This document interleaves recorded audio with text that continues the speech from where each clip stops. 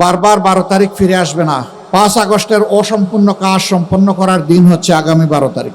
5 August যে আকাঙ্ক্ষা নিয়ে রক্ত দিয়েছিল আমাদের সন্তানেরা, ভাইয়েরা, বোনেরা, শিশু, বৃদ্ধ, আবাল বনিতা, ওই রক্তের ঋণ পরিশোধ করার দিন হলো 12 তারিখ। এই রক্তের সাথে যারা বেইমানি করবে, ইতিহাস তাদেরকে ক্ষমা করবে না। সারা বাংলাদেশ এখন জেগে উঠেছে। তরুণ যুবকেরা তাদের দৃষ্টিভঙ্গি জানিয়ে দিয়েছে। তারা বলে দিয়েছে, আমরা পুরানো বন্দোবস্তে আর নাই, বস্তাপতা রাজনীতি আর ফিরিয়ে আনতে চাই না। নতুন বাংলাদেশ আমরা দেখতে চাই। বাংলাদেশে নতুন রাজনীতির উত্থান চাই। ইতিমধ্যে এই রায় যুব সমাজ দিয়ে দিয়েছে। এখন জনগণের দায়িত্ব, আগামী 12 তারিখ জনগণ ইনশাল্লাহ সেই রায় দেবে।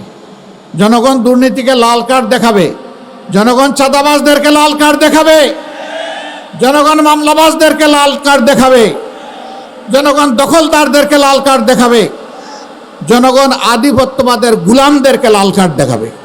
আবরার ফাহাদ, আবু সাইদ, সাদি, হাদি, আমরা তোমাদের কাছে আর তোমাদের বন্ধুদের কাছে আমরা বড়ই ঋণী।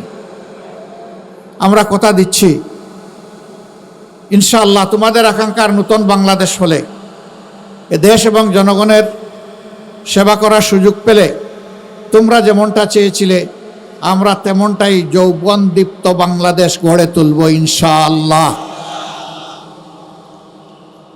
এই বাংলাদেশ যুবকদের হাতে আমরা তুলে দিতে চাই। আমরা যুবকদের হাতে বাংলাদেশের দায়িত্ব দিতে চাই। আমরা বেকার ভাতা দিতে চাই না।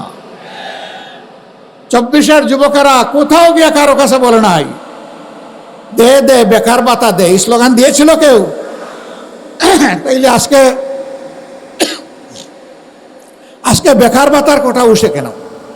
আমি মনে করি যেই সন্তানেরা সেদিন চিৎকার দিয়ে বলেছিল, আমাদের অধিকার দাও, আমাদের হাতে আমাদের ন্যায্য কাজ তুলে দাও, তাদেরকে বেকার ভাতা কথা বলার মানেই হচ্ছে যুব সমাজকে অপমান করা। যুব সমাজ, আপনারা সেই অপমান সহ্য করতে রাজি আছেন? আপনারা বেকার ভাতা চান না কাজ চান? কাজ চান? আচ্ছা, যারা চান তারা একটু হাত তুলেন। ও মাশাআল্লাহ, সবাই যুবক। তাইলে এই স্টেজে আমরা যারা আছি আমরাও যুবক, আমরাও সামিল হয়ে গেলাম যুবকদের সাথে ইনশাআল্লাহ। প্রিয় ঢাকা 11বাসী, আপনারা কেমন আছেন? আলহামদুলিল্লাহ রাব্বিল আলামিন, ওয়াসসালাতু ওয়াসসালামু আলা রাসূলিহিল কারীম ওয়া আলা আলিহি ওয়া সাহবিহি ওয়া আহলি বাইতি আজমাইন। আসন্ন নির্বাচনকে সামনে রেখে ঢাকা 11 আসন, এই আসনে জাতীয় নাগরিক পার্টি মনোনীত 11 দল সমর্থিত প্রার্থী জনাব নাহিদ ইসলামের আজকের এই নির্বাচনী জনসভা, এই জনসভার সম্মানিত সভাপতি, বিশেষ অতিথিবৃন্দ, 11 দলের সম্মানিত নেতৃবৃন্দ, শহীদ পরিবারের গর্বিত সদস্যবৃন্দ, জুলাই যোদ্ধাবৃন্দ, নির্বিশেষে বাড্ডা, রামপুরা এবং বাটারা এই আসনের আজকের জনসভায় উপস্থিত ভাই ও বোনেরা, আমি আপনাদের সামনে দাঁড়িয়েছি সংক্ষেপে দুটি কথা বলার জন্য। আমরা 47 দেখি নাই, শুনেছি। 71 দেখেছি, আর 24 আমরা পেয়েছি।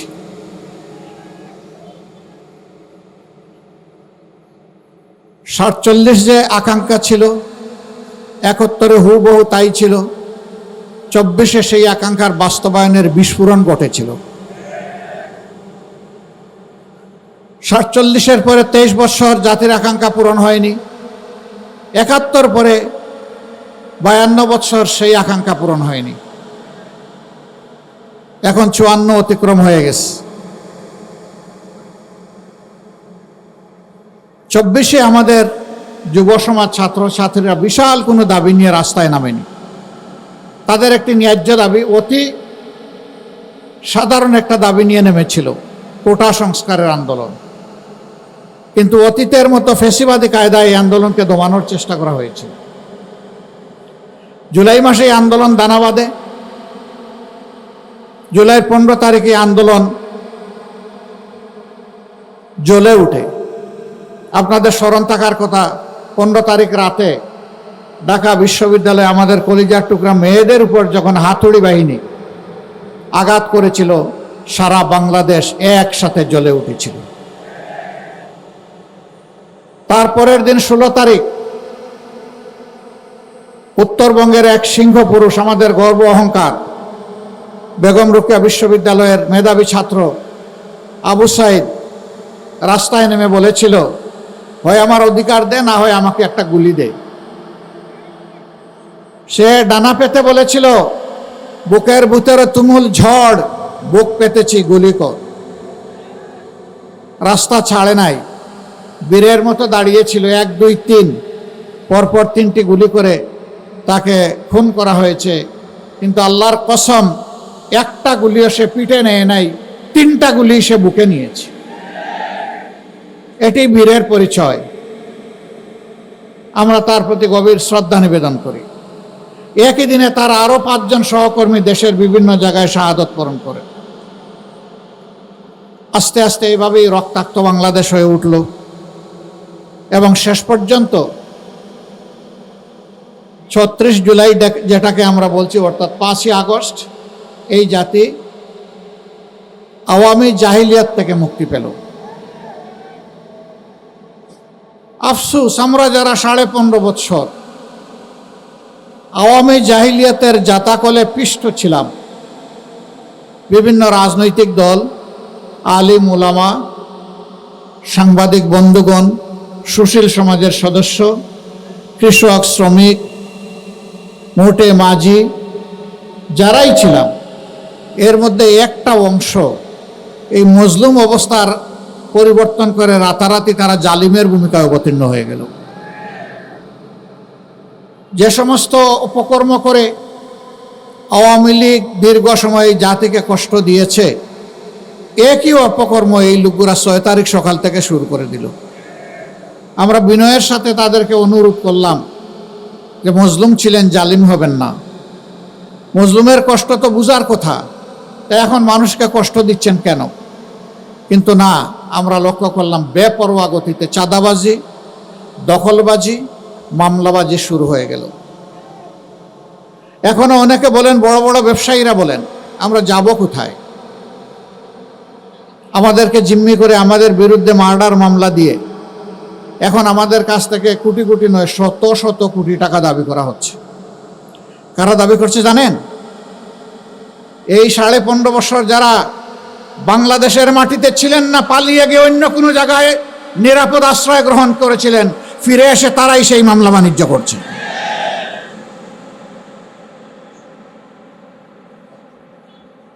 আগস্টের 6 তারিখ থেকে শুরু করে আজ পর্যন্ত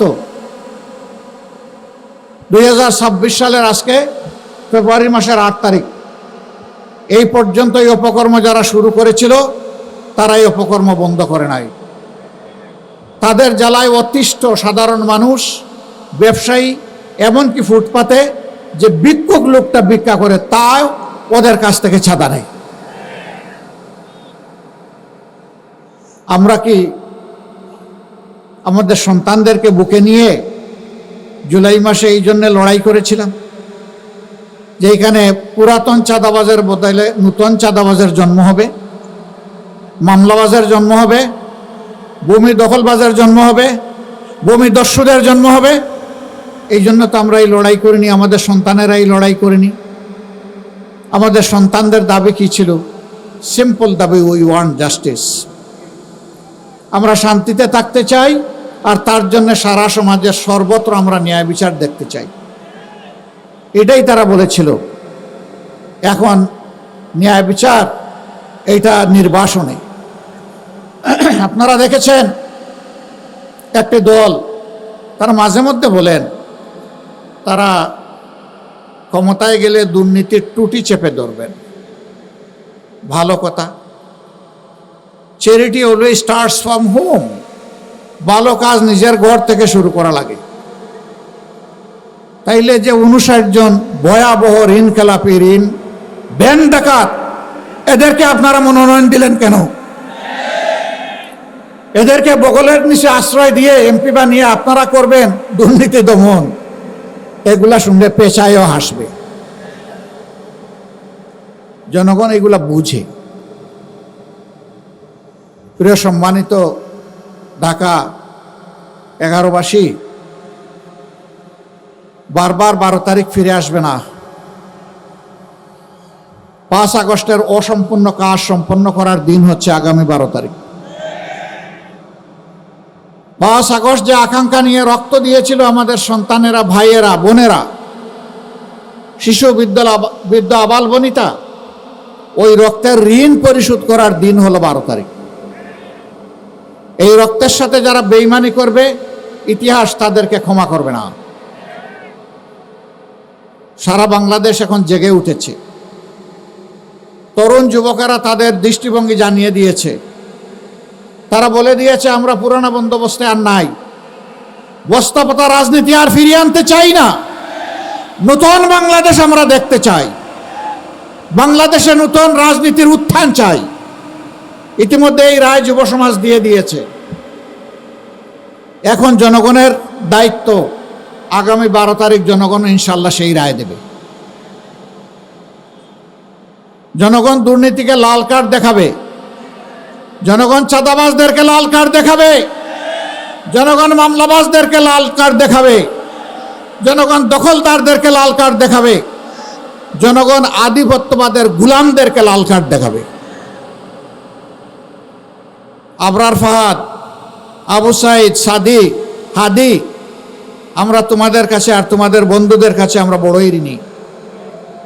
আমরা কথা দিচ্ছি, ইনশাআল্লাহ তোমাদের আকাঙ্ক্ষার নতুন বাংলাদেশ হলে, এ দেশ এবং জনগণের সেবা করার সুযোগ পেলে তোমরা যেমনটা চেয়েছিলে, আমরা তেমনটাই যৌবনদীপ্ত বাংলাদেশ গড়ে তুলব ইনশাআল্লাহ। এই বাংলাদেশ যুবকদের হাতে আমরা তুলে দিতে চাই। আমরা যুবকদের হাতে বাংলাদেশের দায়িত্ব দিতে চাই। আমরা বেকার ভাতা দিতে চাই না। 24-এর যুবকেরা কোথাও গিয়ে কারো কাছে বলে নাই দে দে বেকার ভাতা দে, এই স্লোগান দিয়েছিল কেউ? তাইলে আজকে বেকার ভাতার কথা উঠে কেন? আমি মনে করি যেই সন্তানেরা সেদিন চিৎকার দিয়ে বলেছিল আমাদের অধিকার দাও, আমাদের হাতে আমাদের ন্যায্য কাজ তুলে দাও, তাদেরকে বেকার ভাতা কথা বলার মানেই হচ্ছে যুব সমাজকে অপমান করা। যুব সমাজ, আপনারা সেই অপমান সহ্য করতে রাজি আছেন? আপনারা বেকার ভাতা চান না কাজ চান? কাজ চান? আচ্ছা, যারা চান তারা একটু হাত তুলেন। ও মাশাআল্লাহ, সবাই যুবক। তাইলে এই স্টেজে আমরা যারা আছি আমরাও যুবক, আমরাও সামিল হয়ে গেলাম যুবকদের সাথে ইনশাআল্লাহ। সম্মানিত ভাইরা, 10 টাকা শের দরে চাল খেয়ে এখনো পেটের ভিতর গরম রয়েছে, ফাঁপা যায়নি। এখন আবার নতুন করে এই কার্ড সেই কার্ড, গাঁঠে গাঁঠে কার্ড। এই সব কার্ড হইল ভুয়া কার্ড। যেমন 10 টাকা দরের চালের আশ্বাসটা ছিল ভুয়া, এই কার্ডগুলা হইল সেই রকম ভুয়া। এই সব ভুয়া কার্ডকে আগামী 12 তারিখ জনগণ ইনশাল্লাহ লাল কার্ড দেখাবে। এরপরে যে বাংলাদেশ জনগণের আকাঙ্ক্ষার ভিত্তিতে মহান আল্লাহর ইচ্ছায় গড়ে উঠবে, সেই বাংলাদেশে ইনশাআল্লাহ এই সমস্ত সামাজিক অপকর্ম চলতে দেওয়া হবে না। ন্যায় বিচার ইনশাআল্লাহ কায়েম হবে। বিচার এক একজনের জন্য এক এক রকম হবে না। সাধারণ একজন মানুষ অপরাধ করলে ওই নির্দিষ্ট অপরাধের জন্য বিচার করে তার যে শাস্তি হবে, দেশের প্রেসিডেন্ট, প্রধানমন্ত্রী একই অপরাধ করলে তাদেরকেও ছাড় দিয়ে কথা বলা হবে না। একইভাবে তাদেরকেও বিচারের আওতায় আনা হবে, আসতে হবে। সেই দিনই ন্যায় বিচার কায়েম হবে ইনশাআল্লাহ। অপরাধে কারো কোনো দায় মুক্তি নেই। অপরাধ করেছে, অপরাধীকে শাস্তি পেতে হবে। যে দেশের টাকা লুণ্ঠন করে যারা বিদেশে পাচার করেছেন, তারা সহজেই টাকা ফেরত দিবেন আমরা জানি, কিন্তু এটা কার টাকা? এটা কি তাদের বাপদাদার টাকা? এটা 18 কোটি মানুষের টাকা। আজকে জন্ম নেওয়া শিশুর টাকা। ফুটপাতে হাত পেতে মানুষের কাছ থেকে যে ভাই বোন ভিক্ষা করে, এটা তাদেরও টাকা। রাষ্ট্রের আয়ের 3 খাত, ট্যাক্স, বিদেশি অনুদান এবং বিদেশি ঋণ, এই তিনটা মিলে রাষ্ট্রের তহবিল সমস্ত মানুষের উপরে সমানভাবে এর দায় বর্তায়। আমরা কথা দিচ্ছি ইনশাআল্লাহ, যদি 13 তারিখ থেকে নূতন বাংলাদেশ হয়, তাহলে নূতন বাংলাদেশের এই প্রাপ্য 16 আনা আদায় করার জন্য সর্বাত্মক লড়াই চালাবো ইনশাআল্লাহ। এখানে কোনো আপোষ নেই।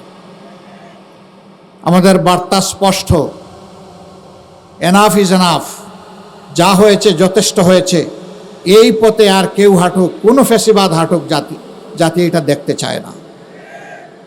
আমরা মিথ্যা কোনো আশ্বাস জাতিকে দেব না, কিন্তু একটা কথা আল্লাহ তাআলাকে সাক্ষী রেখে বলবো, বাংলাদেশের মানুষের জীবন, সম্পদ এবং ইজ্জত, এই তিনটার হব ইনশাআল্লাহ আমরা পাহারাদার।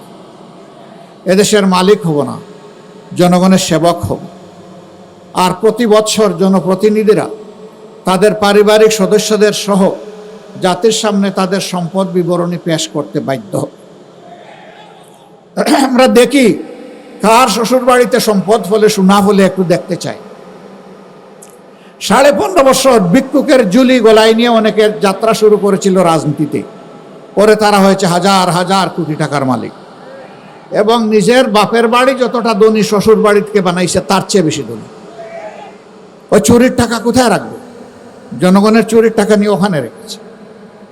আমরা ওই নূতন শ্বশুর বাড়ি আর তৈরি করব না ইনশাআল্লাহ। শ্বশুর বাড়ি থেকে যৌতুক নেওয়া যেমন হারাম, জনগণের লুণ্ঠিত টাকা ওদের কাছে রাখাও তার চেয়েতে ভয়াবহ হারাম। এই দুইটার ইনশাআল্লাহ অবসান হবে। এই প্রিয় দেশে নারী পুরুষ সবাই মিলে এই দুনিয়ার সব জায়গার মতো বাংলাদেশ। আমাদের দেশে আমাদের মা বোনদের ইজ্জতের কোনো নিরাপত্তা নেই, গড়েও নাই, রাস্তায়ও নাই, কর্মস্থলেও নাই। ইনশাআল্লাহ অগ্রাধিকারের ভিত্তিতে এইটাই আগে নিশ্চিত করা হবে। যে জাতি তাদের মাদেরকে সম্মান করতে জানে, সেই জাতিকে আল্লাহ তাআলা সম্মান বাড়িয়ে দেন। আর যে জাতি তাদের মায়েদেরকে, মায়ের জাতিকে, মা বোন এবং মেয়েদেরকে সম্মান করতে জানে না, আল্লাহ তাআলা কিভাবে তাদেরকে সম্মানিত করবেন? দুইজন মানুষ ছাড়া সবাই মায়ের গর্ভ থেকে দুনিয়ায় এসেছে, হযরতে আদম আলাইহিস সালাম এবং হযরতে হাওয়া আলাইহিস সালাম। বাকি সবাই মায়ের পেট থেকে দুনিয়ায় এসেছে। হযরতে ঈসা ইবনে মারিয়াম আলাইহিস সালামের বাবা ছিলেন না, কিন্তু মা ছিলেন। মায়ের ঋণ শোধ করা কোনো সন্তানের পক্ষে সম্ভব নয়। সেই মাকে একটু সম্মানও দেখাবো না, এর চাইতে বড় জুলুম আর কি হতে পারে? ইনশাআল্লাহ আমরা তাদের সম্মানটুকু এবং নিরাপত্তাটুকু ইনশাআল্লাহ আমরা নিশ্চিত করব। আল্লাহ যেন আমাদেরকে তৌফিক দান করেন। যুবক বন্ধুরা, তোমরা তৈরি হয়ে যাও বাংলাদেশের দায়িত্ব গ্রহণ করার জন্য। আজকে যে নাহিদ ইসলামকে এখানে আমরা প্রার্থী করেছি, এই নাহিদ ইসলামরা ইনশাআল্লাহ আগামীতেও বাংলাদেশ নামের উড়োজাহাজ যেটা, ওইটার ককপিটে ওদেরকে পাইলট হিসাবে, ক্যাপ্টেন হিসাবে বসাই দেবো ইনশাআল্লাহ। আর আমরা গিয়ে পিছনের সিটে প্যাসেঞ্জার হিসাবে বসবো। আমরা বিশ্বাস করি বাংলাদেশকে সঠিক গন্তব্যে এরা নিয়ে যাবে ইনশাআল্লাহ।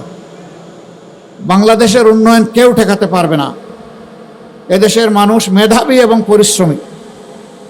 অতীতের নেতৃত্বের মধ্যে সততার অভাব ছিল, তাদের মধ্যে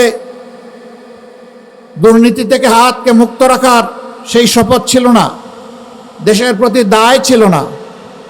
এই জন্যেই বাংলাদেশ আগাতে পারেনি। আমরা আশা করব যুবকরা আমাদেরকে হতাশ করবে না ইনশাআল্লাহ। তারা আমাদেরকে সামনে নিয়ে এগিয়ে যাবে। আজকে একজন যথার্থই বলেছেন, এখানে দুইজন প্রার্থী আছেন, দুইজনকে আপনারা চিনেন। নাহিদ ইসলামের জন্ম এখানে, বেড়ে ওঠা এখানে। আমি মার কাছে মাসির গল্প শোনাতে চাই না, আমার চাইতে নাহিদকে আপনারা ভালো চিনেন। কিন্তু এটা বলতে চাই, ইনশাআল্লাহ ইনসাফের বাংলাদেশের পক্ষে জনগণের রায় আল্লাহর মেহেরবানিতে যদি অর্জিত হয়, তাইলে সেই সরকারে অবশ্যই নাহিদ ইসলামকে আপনারা একজন মন্ত্রী হিসাবে দেখবেন ইনশাআল্লাহ। আমরা হাতে হাত ধরে একসাথে কাজ করব, তবে শুধু 11 আসনের জন্য নয়। আমরা বাংলাদেশের 56,000 বর্গমাইলের প্রতি ইঞ্চি মানুষ আর 18 কোটি মানুষের প্রত্যেকের হকের উপরে আমরা পাহারাদারি করব ইনশাআল্লাহ।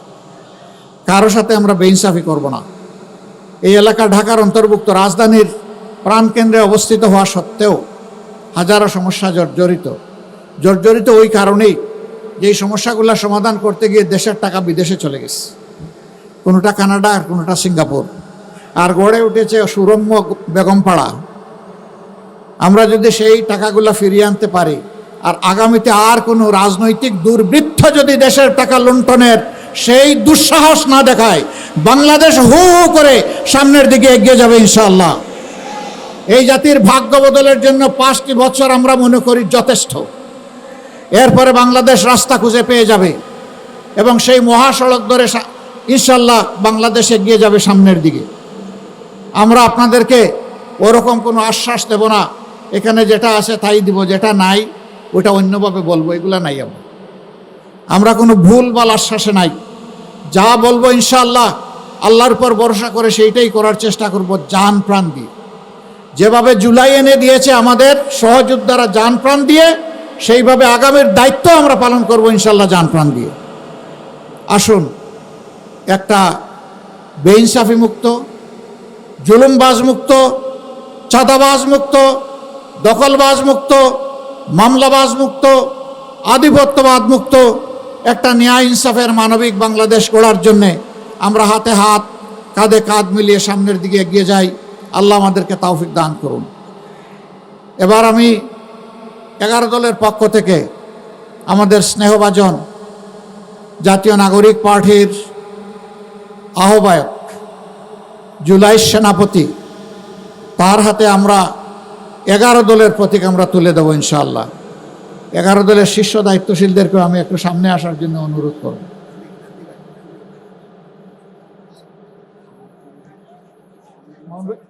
মোহন ভাই চলে গেছে?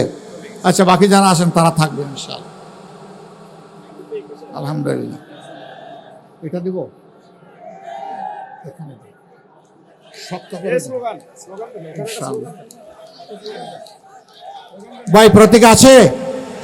কোন সে প্রতীক? একটু জুড়ে, আরো জুড়ে ইনশাআল্লাহ। মাশাআল্লাহ। ভাই বোনদের ইনশাআল্লাহ 12 তারিখ দলে দলে সমস্যরে সকাল সন্ধ্যা সারাদিন সিল মারো ভাই, সিল মারো, সিল মারো ভাই, সিল মারো ইনশাআল্লাহ। বিজয়মালা 12 তারিখ ইনশাআল্লাহ হবেই হবে। মাশাআল্লাহ, সবাইকে ধন্যবাদ।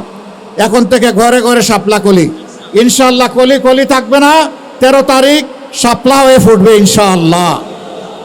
এবং শাপলা সবাইকে বুকে ধারণ করে সামনে এগিয়ে যাবে। আমি এখানে জামাতে ইসলামী সহ সকল দলের 11 দলের যারা আছেন তাদের সকলকে বলবো, আমাদের কাছে একটা ভোট বড়ই দামি, একটা সিট বড়ই দামি। আমাদের প্রত্যেকের একটা ভোট দরকার এবং এখানকার একটা সিটও দরকার। এই ভোটগুলোকে শাপলার বাক্সে ঢুকানো পর্যন্ত এখন থেকে পাহারাদারি করবেন ইনশাআল্লাহ। কাউকে ছেড়ে দিবেন না। কোনো দুর্বৃত্ত যাতে আপনাদের ভোটকে এদিক সেদিক করার দুঃসাহস না দেখায়। আপনারা জুলাইয়ে যেমন পাহারাদারি করেছেন বীরের মতো, এখন জুলাইকে সফল করার জন্য 12 তারিখ পাহারাদারি করবেন একইভাবে ইনশাআল্লাহ। বোনেরা এখানে কষ্ট করে এসেছেন, মায়েরা এসেছেন, মেয়েরা এসেছেন, সবাইকে আমরা কৃতজ্ঞতা জানাই। দোয়া করবেন আল্লাহ তাআলার মেহেরবানিতে বাংলাদেশ যেন জুলুমবাজ মুক্ত হয় এবং নতুন কোনো জুলুমবাজ যেন এই জাতির গাড়ে চেপে না বসে। আমরা চোখের পানি দিয়ে আল্লাহর দরবারে আমরা সাহায্য চাইব। আল্লাহর সাহায্যই আমাদের জন্য বড়। নাসরুম মিনাল্লাহি ওয়া ফাতহুন কারীব ওয়াবাশশিরিল মুমিনিন। লিল্লাহি তাকবীর, আল্লাহু আকবার, লিল্লাহি তাকবীর, আল্লাহু আকবার। ইনকিলাব, ইনকিলাব, জিন্দাবাদ, জিন্দাবাদ, জিন্দাবাদ, জিন্দাবাদ, ইনকিলাব, ইনকিলাব, ইনকিলাব, জিন্দাবাদ, ইনকিলাব, জিন্দাবাদ। আসসালামু আলাইকুম ওয়া রাহমাতুল্লাহ। নারে